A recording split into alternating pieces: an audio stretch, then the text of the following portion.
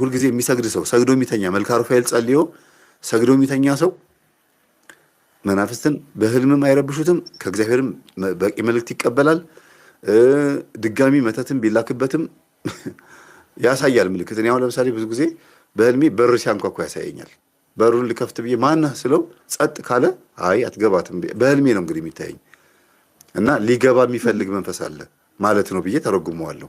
በር በመሰረቱ ልብ ነው፣ ቤት ልብ ነው እና መንፈስ በቤት የሚመስለው ወይም ደግሞ እግዚአብሔርን በቤት መስሎ የሚያሳየን የልባችንን ሐሳብ ነው ማለት ነው እና ንስሐ መግባት ማታ ማታ መልክአ ሩፋኤል ጸልዮ መስገድ በጣም ትልቅ ነገር ነው።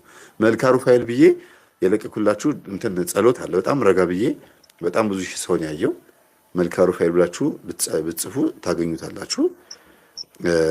በዛ ላይ መነጋገር ይቻላል፣ መጸለይ ይቻላል እና ምንም ሳትቸኩሉ መስገድ፣ እየጸለያችሁ መስገድ። እግዚአብሔር የሚያግዛችሁ እውነተኛ ሰጋጅ፣ እውነተኛ ፐርፌክት የሆነ ጸሎት መንፈሳዊ ሰው ስትሆኑ ነው። ትክክለኛ በቃ የገባው ጎበዝ ክርስቲያን፣ ጎበዝ አስቀዳሽ ማለት ነው። ቅዱስ ቁርባን የሚቀበል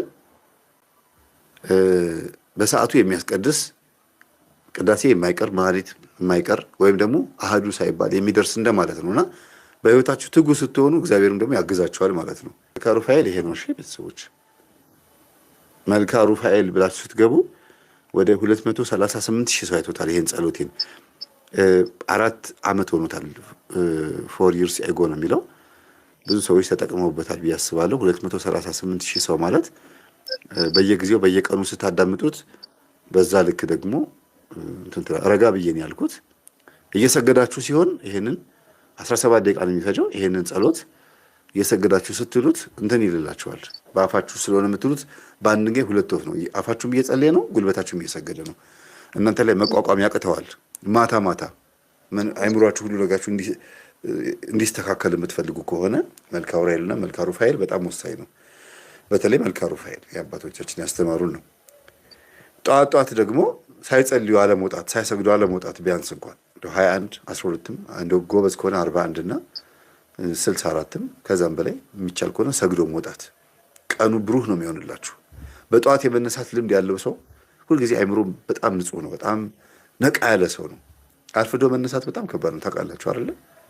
በጣም ይጫጫናል፣ ቀኑ ደብሯችሁ ነው የምትሉት እና ሁልጊዜ ጠዋት እንድንጸልይ አባቶቻችን እንድንነሳ የሚያደርጉት እኮ በስጋም በነፍስም ብሩህ እንድንሆን ነው።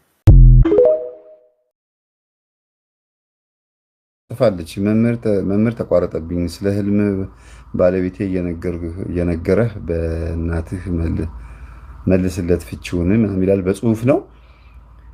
ነጭ ፍየል የኔ ዘመድ ይዞ ይመጣል ወደ ቤት። ከዛ ተላቅሰን ተቃቅፈን ፍየሏ ግን አስቸገረች። ግቢ ውስጥም ኪችን ገብታ እቃውን ትደፋፋለች። ባለቤቴ ይዟት ከኪችን ሲወጣ ጨጓራዋ ይወጣል። በአፏ ቀይ ሳትሞት በአፏ ቆይ ሳትሞት ልርዳት ብሎ ረዳት። በጣም ብዙ ደም ፈሰሳት። የፊት እግሯ አንድ አይን ወጥቶ ተወኝ እያለ ይለምነዋል።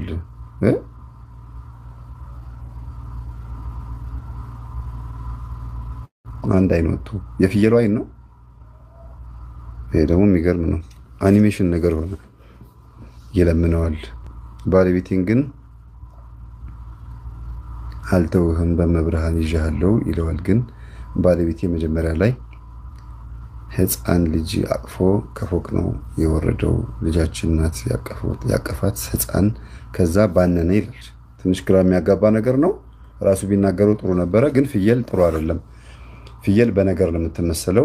ወደ ቤታችሁ አንድ የሆነ የሚያፋጅ እስከ ጓዳ ድረስ እስከ ኪችን ወይም ደግሞ እስከ ትዳራችሁ ድረስ የሚገባ መንፈስ ይገባል። እሱም የዝሙት ወይም የሴሰኝነት መንፈስ ይሆናል።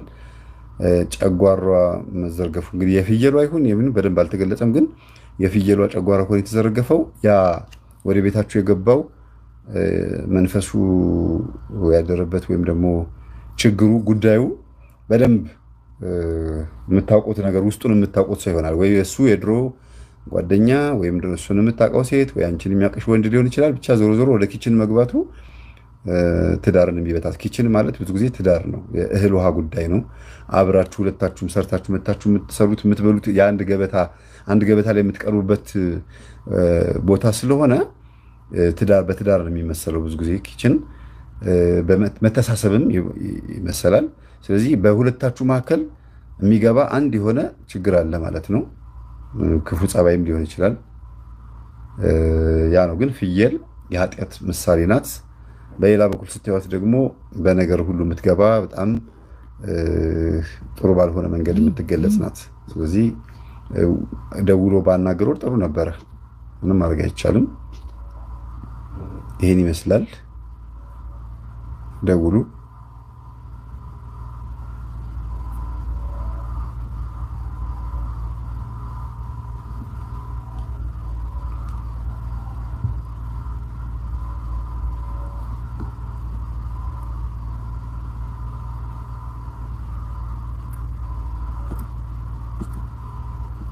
እሺ ሰዓቱ ሄዷል። የሚገባም የለም። አብዛኛው ሰው እንትን እያለ ነው። እንድታዩት ፈልጋለሁ እንዴት እንደሚወርድ ይዩት። አንዱን ሰው ሊገባ አልቻለም። በጣም ነው ብዙ ሰው የሚገባው እና አንዱም አልገባም እስካሁን።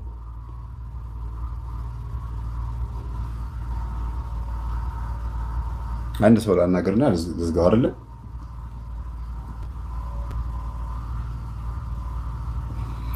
እሺ ከዚህ ውስጥ እስቲ ህልማችሁን ምናልባት ከዚህ ውስጥ ለመመለስ ልሞክር። እስቲ ካየሁት ውሃ ጠጣ መምህር አላቀረብኩማ። እንግዲህ እዛ አካባቢ ይቅርታ። እንግዲህ ዛሬ ምንም አልታወቀኝም።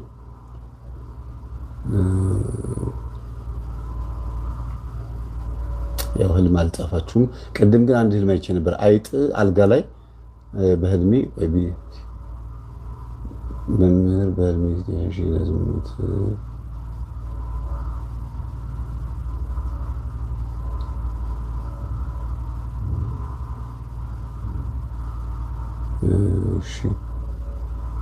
ምን አለች አንዷ ቅድም?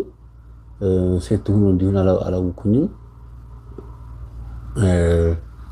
አልጋ ላይ ነው፣ አልጋ አካባቢ ላይ አይጥ አይቻለሁ እና ጨርቁን ነው ምናምን የአልጋውን ጨርቅ ምናምን ስትል ሰምቻለሁ መሰለኝ። እንግዲህ እንደዛ ያየው ይመስለኛል። እስቲ ድጋሚ ጻፊው ወይም ጻፈው።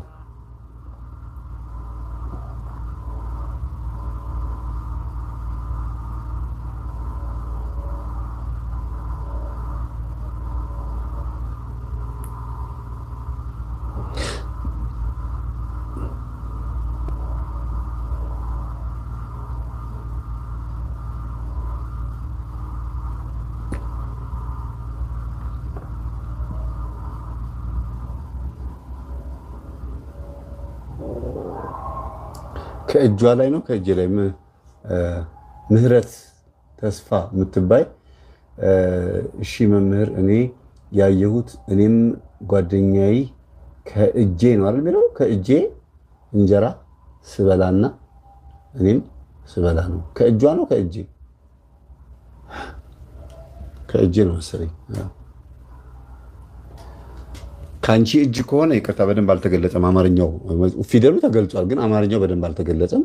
ከአንቺ እጅ ከሆነ ሁለታችሁ የምትበሉት አብራችሁ የምትሰሩት የሆነ ጥሩ ስራ አለ፣ ጥሩ ኑሮ፣ ጥሩ እንጀራ አለ። ከእሷ እጅ የምትበይ ከሆነ ግን እህል ውሃሽ እሷ ጋር ነው ያለው። እህል ውሃሽ እሷ አካባቢ የምትሰራው ስራ ቦታ ላይ ነው ያለውና የመጣውን ቻንስ ተጠቀሚበት ማለት ነው።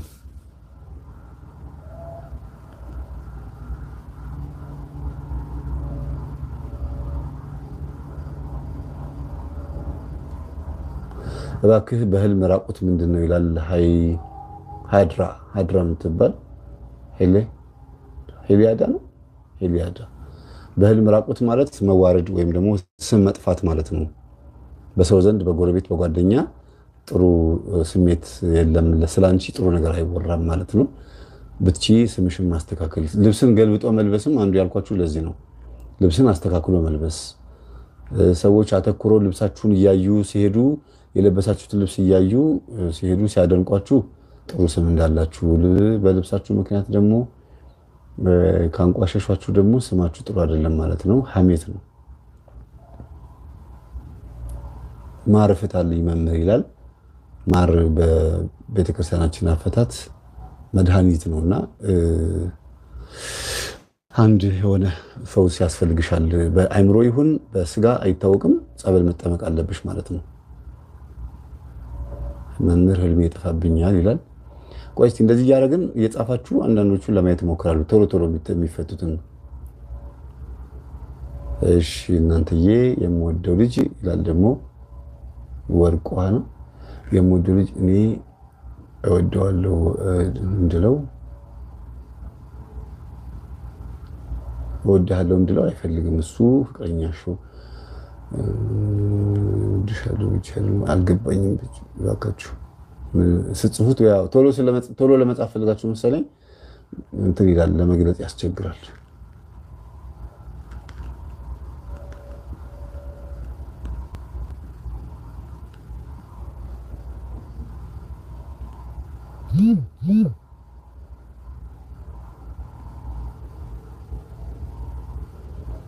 በቃ እንግዲህ ያው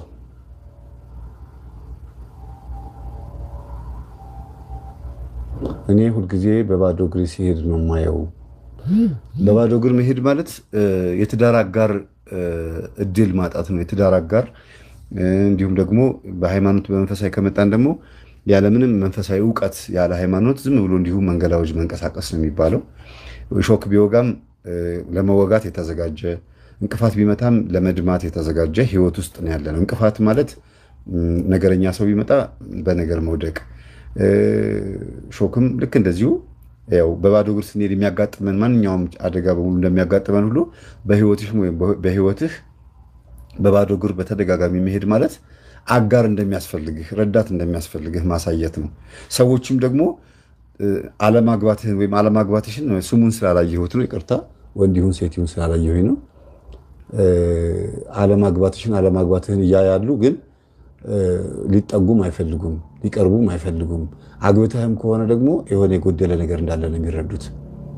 አግብተሽም ከሆነ ይቅርታ ጽሁፉ እንትኑን ስሙን አላየሁም፣ ወንድ ይሁን ሴት ይሁን አላየሁም።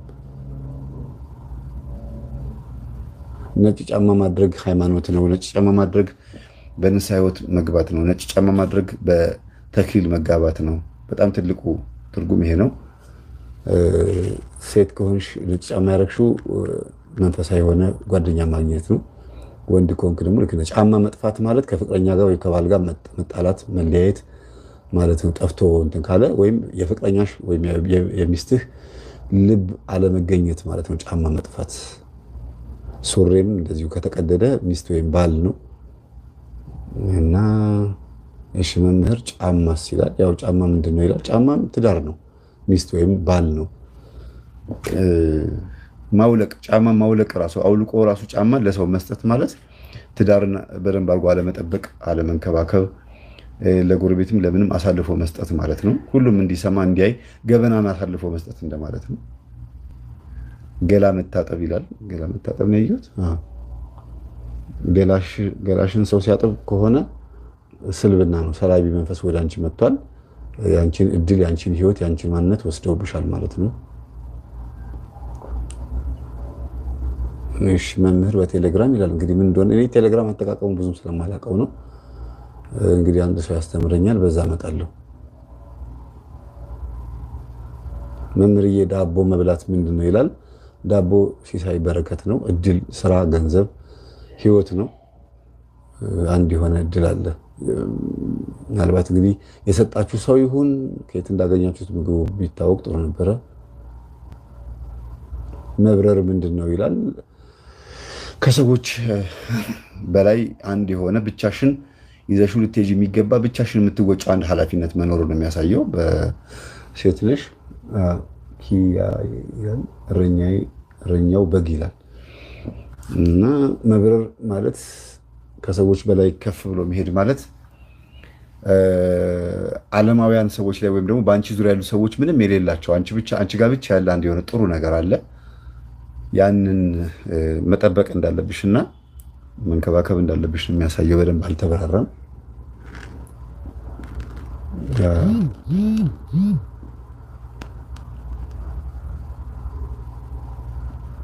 እባብ ስገላ ይቻለው ምንድነው ይላል? ዛር መንፈሱን ማሸነፍ ነው።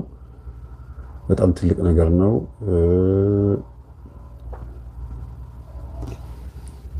የወር አበባ ምንድነው ይላል? ምንድነው የወር አበባ? ምን ሲሆን? ሲቆም ነው? ሲወርድ ነው? ሲፈስ ከሆነ በነገራችን ላይ በየወር አበባ ጉዳይ ላይ በሰፊው እመጣበታለሁ። አሁን ነካ ነካ አድርጌው አላልፍም። በጣም ትልቅ ትርጉም ያለው ነገር ነው የወር አበባ። እንደ ቀላል የምታዩት ነገር አይደለም። መጽሐፍ ቅዱሳዊ ፍቺ ሁሉ አለው። ዳገት መውጣት፣ ተራራ መውጣት ምንድነው ይላል? ሰርካለም ነው የሚለው። ሰርካለም ጾም ነው። እሺ ጾም ነው። ዳገት መውጣት ጾም ነው። ጾም፣ ጸሎት፣ ሱባኤ። ይችን ጾም አሁን ከፊት ለፊታችን ያለችውን ጾም በደንብ ውጫት። እግዚአብሔር እንደምታሸንፊ እየነገረች ነው። ዳገት ስትወጪ ካሳየሽ ጠባቂ መላክሽም ያግዝሻል ማለት ነው። በመንፈሳዊ በዓለማዊ ሲመጣ ደግሞ የሆነ ከፊት ለፊትሽ አንድ ቻሌንጅ ወይም ደግሞ የሆነ የሚፈታተንሽ ላይፍ ህይወት አለ ማለት ነው። ትወጫዋለሽ። እየወጣሽ ነው እንግዲህ ካየሹ። ቆመሽ ካየሹ ደግሞ የፈራሹ አንድ የሆነ ህይወት አለ። ዳገቱ እንደዚህ ቆሞ ማየት ማለት ነው። እንደዚህ ብሎ ማየት ልትሄጂ የፈራሹ አንድ የሆነ ልትወጪ የፈራሹ አንድ የሆነ ውሳኔ መወሰን የከበደሽ ውሳኔ አለ ማለት ነው። እሺ ነጭ ትል በር ላይ ምንድነው ይላል? በነገራችን ላይ ነጭም ይሁን ምንም ይሁን ትል በር ላይ ካያችሁ እንትን ነው። ይቅርታ ግን በምናገረው ነገር ይሄንን ስናገር ቤት ውስጥ እንደዚህ አይነት ሰው ካለ በዚህ ስም እንዳትጠሩት። ግን አግባ ተብሎ ወይም አግቢ ተብላ ከቤት መውጣት ያቃታቸው በር ላይ ሁልጊዜ ከታዩ መውጣት ይገባቸዋል። ቤተሰብ ግን እስከ እርጅና ድረስ የሚጦራቸው ልጆች በዛ ነው የሚመሰሉት።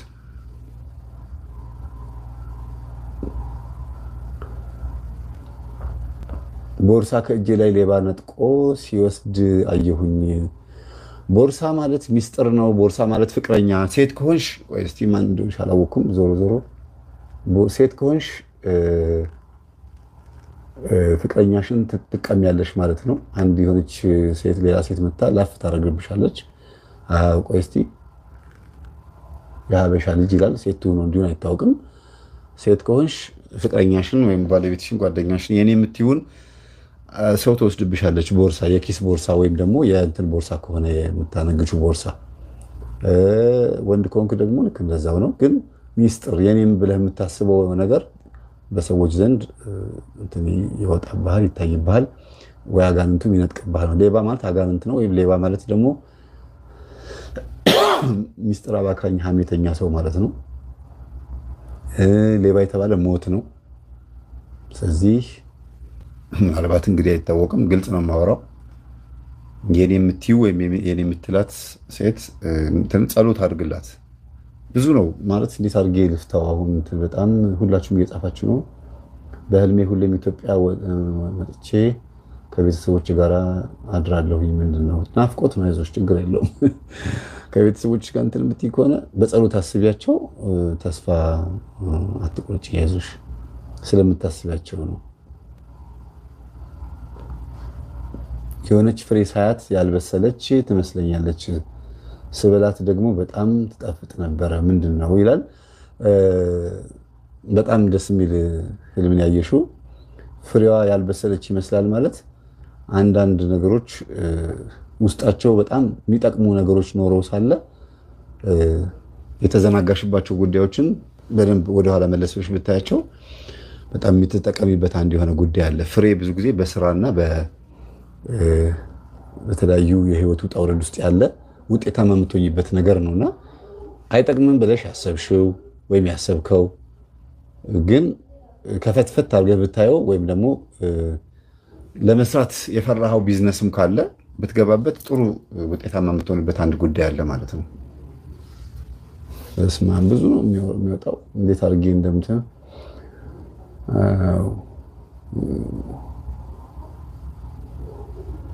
አንበሳ መግቢያ በር ላይ ቆሞ ምንድነው ይላል። እንግዲህ በአንበሳ ብዙ ጊዜ የሚመሰል በአንተ ላይ የሚሰለጥንብህ አንድ የሆነ ኃይል አለ።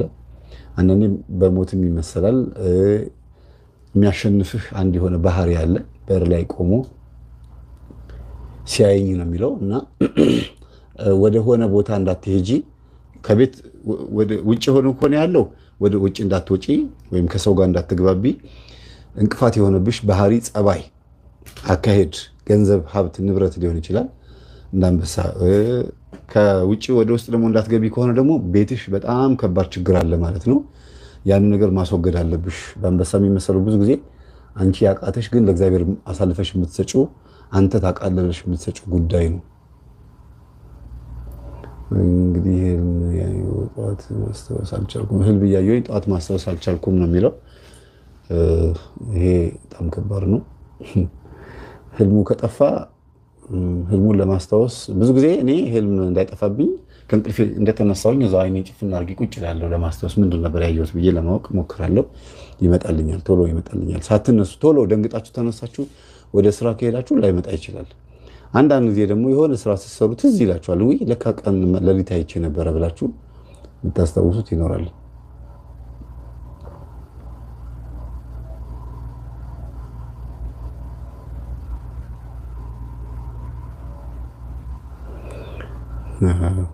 በጣም እንትን ይላል። የዝሙት መንፈስ የአሰሪ ልጅ ይገናኘኛል አለች። ያው የዝሙት መንፈስ ነው። ኮፒ ፔስት እያደረጋችሁት ነው እንዴ? እንደገና ተመልሶ ይመጣብኝ እንዴት እንደሆነ አላውቅም።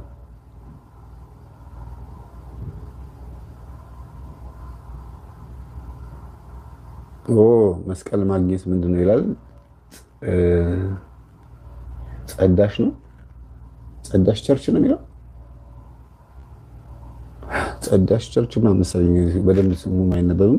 መስቀል ማግኘት በህልም ምንድን ነው ይላል። በህይወትሽ ላይ አንድ የምትወጪው የሆነ መንፈሳዊ ተጋድሎ አለ። መስቀል በህልም ማየት ክርስቶስን በአንድ የሆነ መስዋዕትነት የሆነ ዋጋ ልንከተለው እንደሚገባና አንድ የምንወጣው